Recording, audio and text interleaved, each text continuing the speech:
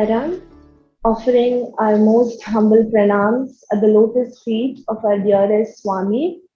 Sairam, everyone, and happy Navratri to all. My name is Dharini. I'm the younger sister.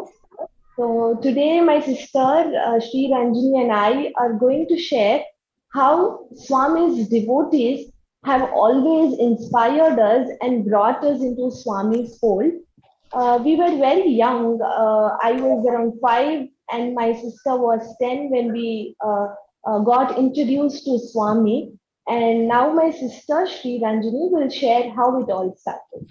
Over to you. Yeah, sure. Sairam, everyone, and a very, very happy Navratri, and my humble pranams at Swami's lotus feet. And I would say Bal Vikas was the rope that Swami used to pull us, and our Bal Vikas gurus have played a huge role in it, and the center members have played a very, very big role in it.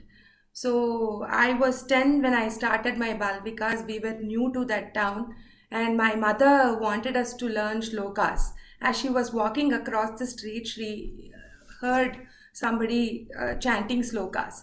So she went and asked that auntie. Incidentally, this was the town where my mother also grew up. So she knew that person. And she said, we are only teaching in Sai Center. You can put your daughter in group 2. So, and the little one in group 1. So we started our Balavikas, and our Guru Srimati Uma Subramanyam, she is one of the most kind and a very, very lovely lady that I have seen thus far. I have never seen her getting irritated on anything or on anybody for anything, and she was like that to everyone, not just to us, both of us, or just to the Balavikas kids, to her husband, and to her friends, family, everyone. And we are very fortunate that we got such gurus. And to test her patience, Swami threw a challenge in front of her. There was a very testing kid who said that you are saying all gods are one. So why don't you keep my Ishtadevata, Muruga's picture, and Muruga is Kartikeya. Okay, Kartikeya's picture, and take Balavikas. And auntie said, oh sure, why not? I will do that, and you can come. You just come to class. You come anytime you want to. And this kid showed up at her doorstep at 4 a.m. in the morning and said, now you take class. And auntie took class, and she learnt Muruga Kartikeya shlokas from a Sanskrit Pandit, learnt the meaning, and started teaching those Kartikeya shlokas, and we've also learnt those shlokas. And this kid is today a professor in Swami's Prashanthi Nilayam campus. I'm getting goosebumps as I am saying this. And Swami got him married, and Swami also gave him a house. And this was the effect of that guru. And she was the one who gave us the picture of Swami and told he's an avatar. And we readily accepted. As kids, we readily accepted. We would take the picture to our parents and say, put it in the altar. We want. And our teacher said, he is an avatar. And our parents would say, no, we don't believe God in human form. Like, he's living, he's still living, so he cannot be God. So you cannot put his picture in the altar. So that also, we never reacted with any anger or we never argued. We just took it and we put it in a different altar where we had our own set of photos like Ramakrishna Paramhamsa, Vivekananda, and Swami Chinmayananda, and along with that our Swami was also there. So we used to put flowers to that altar every day and pray every day. And this guru would take extra coaching lessons for me because I was a direct group 2 admission. So she took extra coaching to cover the group 1 syllabus for me. and she used to give us food. Such was the Bal Vikas experience. So we always were looking forward to go to Bal Vikas. We would wait for Saturday afternoons.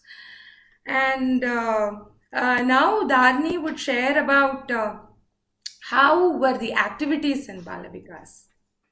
Sure. As she rightly said, we would love going to Bal Vikas classes. And the main attraction for me was the games and the role plays that would be conducted during the Bal Vikas classes, and also the cultural programs that we would have every month or so. And so we were enthusiastic about everything. And I remember we used to take notes, like serious notes, during the classes, and we would even exchange notes if any of us had missed any sessions. So that was how important it was for all of us, all kids, I mean to say. And I had two gurus. So since I had joined group one, I used to attend classes with my sister as well. And I was very naughty. I was naughty, and I used to be a troublemaker. So I would go, but our gurus, Srimati Uma Subramaniam Aunty and also Srimati Meena Sridharan, so they were loving and patient, and never once, as she mentioned rightly, never once they have chided us for anything, or we've never seen them getting irritated. So there used to be a lot of kids, not just one or two to handle, but a group of at least 30, 40 kids to handle. And they were so loving. And so that motivated us to be part of the center activities. And next, we would love going to Nagar Sankirtans. Nagar Sankirtans take place at 5 in the morning, but we were so enthusiastic, so we would just freshen up and go and wait for Nagar Sankirtans to happen. And there were some people who lived little far away from our place, so they would hire a van and come to this place just to attend Nagar Sankirtan. So this was the kind of energy that we saw, and this motivated us a lot because of their dedication and sincerity. And Balvikas in general instilled in us practically what is love. It was as your YouTube channel name also says, religion of love. I think this religion of love, as Swami says, this is the only religion that exists. So this was taught to us practically, because we've seen kids from other faiths coming to Bal Vikas classes and attend bhajans. And so this was how the entire atmosphere was as we grew up. And I also remember there were Swamijis who would come and give sessions on Bal Vikas, on Bhagavad Gita, and other shlokas. And this Swamiji, Avinash Chaitanya Swamiji, had come from Chinmaya Mission. So he used to come regularly to our place to give lectures. And the very first time when we went to meet him, Auntie had called us, and he would stay at our auntie's place. So Swami, Auntie called us to meet him. So when Auntie called us, we thought Swamiji would have, we had this imagination that Swamijis would have long beards and do penance in the forest. So this was my imagination, at least at that point of time.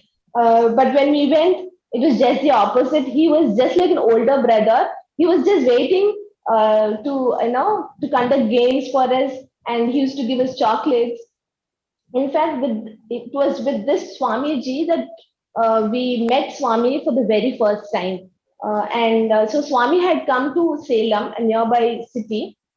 He and the entourage they were going to Kodaikanal, and they had stopped at Salem for breakfast. So we had the good fortune to meet Swami in person that time. So it was all the gurus, children, their parents, everyone together. We went to meet Swami, and two of the Balvika's kids got vibhuti from Swami. I don't clearly remember how I felt when I met Swami for the very first time, but I do remember that it was a very special and a happy day. Now over to Ranjini. You continue further. Yeah, so after this darshan, slowly my mother started reading on Swami. Started reading our Bal Vikas books, and she got interested in Swami, and she got visions of Swami, and then we and the whole family became Swami's devotees. And my father spoke about that yesterday.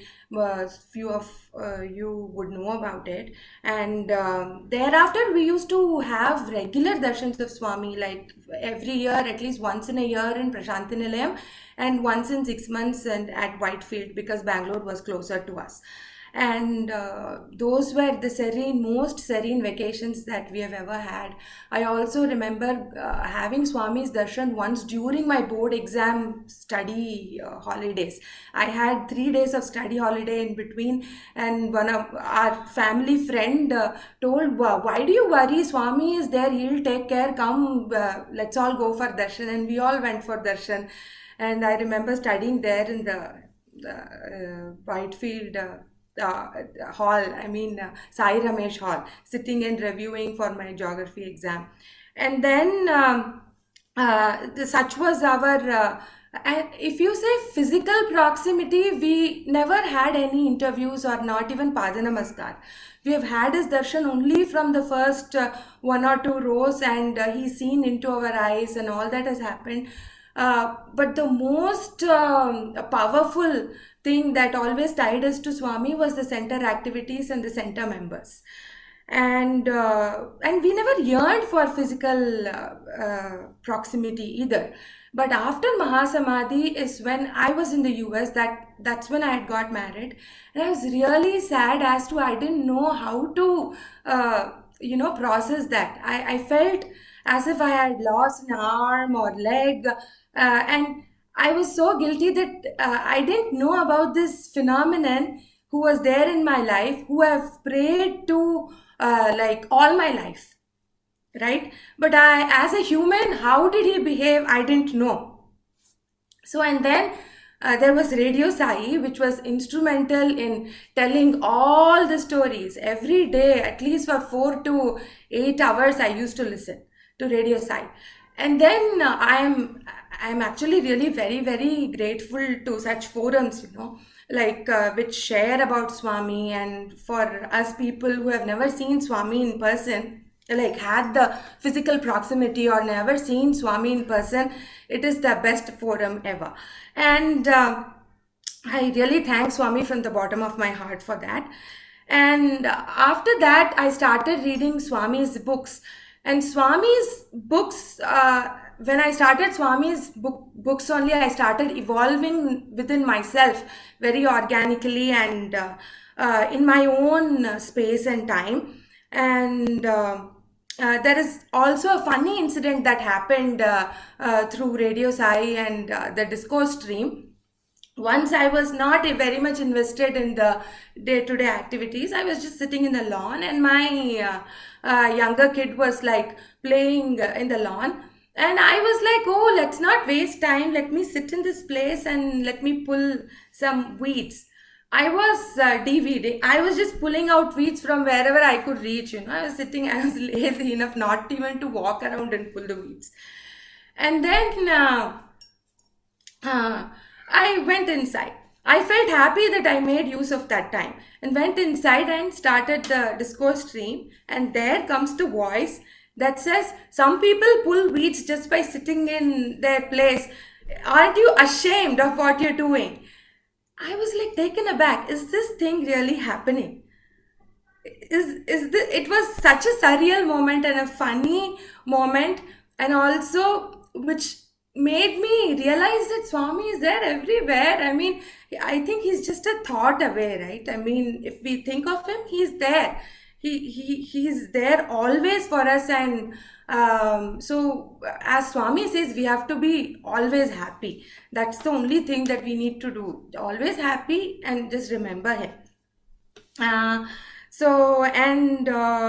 uh, yes, and now Dharni will talk about her post Mahasamadhi experience. I think I also had I was also in the same place, I could say, because I never yearned for Pad Namaskars or interviews. But post Mahasamadhi, as she mentioned, it was radio sai. It was for both of us. It was radio sai that that strengthened our bond with Swami. And post Mahasamadhi, I feel that the connect with Swami strengthened further, and we could feel his omnipresence more and more every day in our lives. I remember I was listening to Kodai experiences and I felt very bad that day because I couldn't study in Swami's Institute. So I felt very bad that at that point of time I'd already finished masters and I was working. And it's just that reliving those moments, I think it's Yeah, a bit beautiful and overwhelmed. also Yeah. yeah, it's overwhelming at the same time. Um, Okay, so I felt very bad that I couldn't be part of Swami's institute, as I had already finished my masters and I was working in Noida. And I felt I didn't have any option at that time to be part of Swami's institute. So this was my thought, and I sincerely prayed to Swami that I want to be part of your institute. So I remember this prayer very well. It was in the year 2013 or 2014. I think the very next year, uh, MBA program for girls started in Anantapur, and I didn't know immediately. But year later, I resigned my job, and so happened I had plans for further studies, but somehow those plans I didn't want to pursue those plans at all, and due to various other reasons, and I miraculously got to know about MBA program for Well, girls in actually, Anantapur campus. I would like to interrupt here. We all gave a lot of options that you need to do this, you need to do that. Everyone came with their own options. But she was like, no, Swami will show me something. I will do only that. And she didn't want to do anything else. And she was so steadfast. And one day there is this Sai friend of ours. Again, that auntie was in fourth stage of cancer, but we have never seen such a. She is another lovely person, and she is the one, when she visited her, she is the one who said, hey Dharni, there is an MBA program for women in Swami's college. I just read in Sanatana Sarati. Why don't you apply? And this one said, auntie, what auntie? I must have, it must be past my age and all, so I cannot really join. And when she checked, her birth date was the cutoff. Her date of birth was the cutoff for the MBA program. And the day she joined was the first day of college. First day of college was a birthday. So she was given a chance to give Aarti to Swami on the first day as she joined. Right. So I could take Aarti for continuously 2 years on my birthday, and they're all cherished memories. And I think it all happened. I was in a fix. I didn't know what to do, and Swami showed a way, and he just made it happen. I felt like he just started this program just for me. I did feel that because I had no interest for management courses at all, and my parents were reluctant because of my age, and also she said, since you don't have interest in this course, it is not right to be part of this program. I said, Swami has shown me this path. I didn't know about this. It somehow I was made aware of this program, so I should be part of this. So this was my entire thought process, and I was very sure that I would get in. And I feel that whole experience, being part of Swami's Institute or being part of Sai activities, it has taught us one very important thing, that whatever it is, that we have to be happy always, and that keeps us going every day. Though I don't work in the same field now, I work in my core field. I'm not into management field now, but I feel whatever we have learned from our Bal Vikas classes or through the center people, center activities, and the Anantapur experience, all these things keep me going every day at my work or otherwise. And I feel it is, as Swami rightly says, that education is not only for making money, it is for living. I think what we learn through the organization activities, what we learn at the institute, regardless of what we study there, it is what we learn as human beings that is important.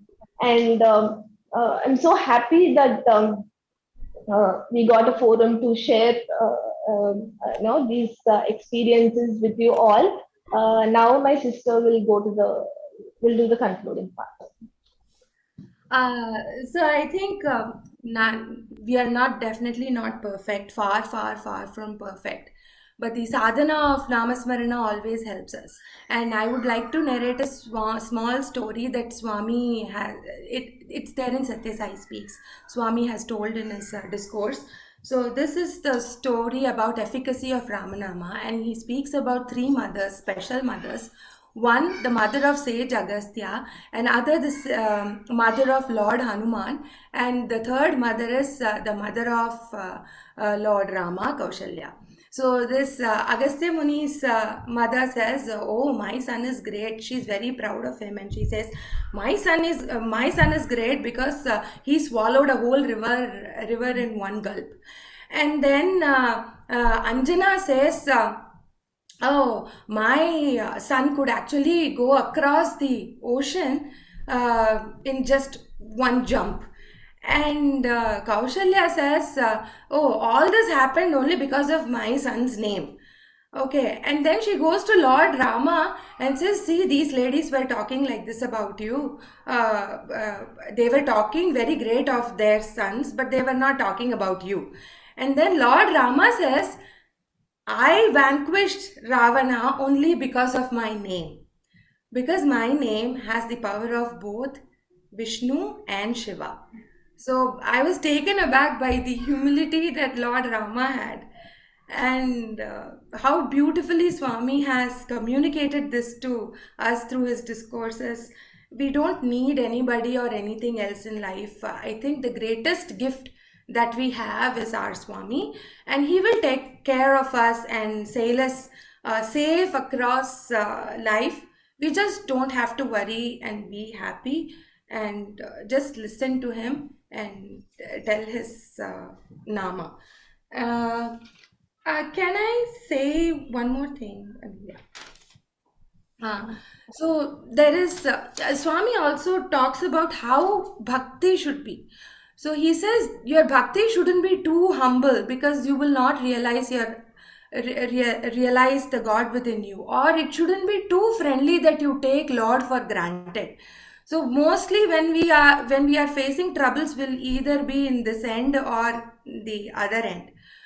When that equanimity is what Swami is wanting us to reach, and he will hold our hands and take us through the journey. And with this, I would like to bring the talk to a close. And thanks to Religion of Love Sai Ke Sang for giving us this beautiful opportunity. Thank you, Swami, for this opportunity. Jai Sai Ram. Thank you, Sairam. Thank you for the opportunity. Bye bye.